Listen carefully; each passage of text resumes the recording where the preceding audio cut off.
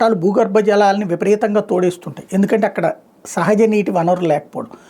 ఆంధ్రప్రదేశ్ వచ్చేటప్పటికి ఒకవైపున కరువు ఉంటుంది, రాయలసీమ ఉత్తరాంధ్ర, లేకపోతే ఇది రాయలసీమలో కరువు ఉంటుంది, పల్నాడులో కరువు ఉంటుంది. బట్ ఉత్తరాంధ్రలో ఎక్స్ట్రా వర్షాలు పడుతుంటాయి. అదే సందర్భంలో యువతల పక్కన అంటే అక్కడ తుఫాన్ల ఇంపాక్ట్ ఉంటుంది, మిగతా చోట్లన ఈ కుండపోత వర్షాలు వరదలో ఇంపాక్ట్ ఉంటుంటుంది. వీటి కారణంగా మనకిక్కడ సాగునీటి వనరులు తాగునీటి వనరులు ఉన్నాయి.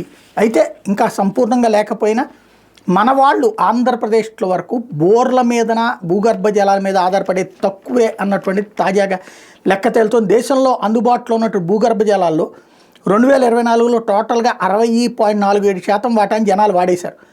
కేంద్ర భూగర్భ జలాల బోర్డు ఈ విషయాన్ని తేల్చి చెప్తుంది.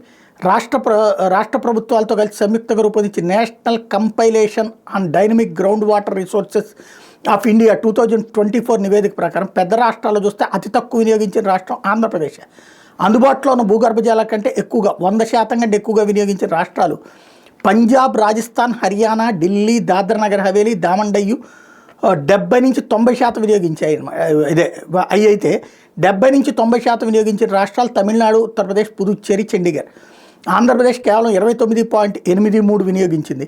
బీహార్ 45.54, పశ్చిమ బెంగాల్ 45.63. ఇలా చూస్తే తెలంగాణ 45.91, ఒరిస్సా 48.23, మహారాష్ట్ర 52.99, కేరళ 53.78, గుజరాత్ 54.21, మధ్యప్రదేశ్ 58.40, కర్ణాటక 68.44% వాటర్ని వాడేసింది. బట్ ఆంధ్రప్రదేశ్ తక్కువగా వాడింది.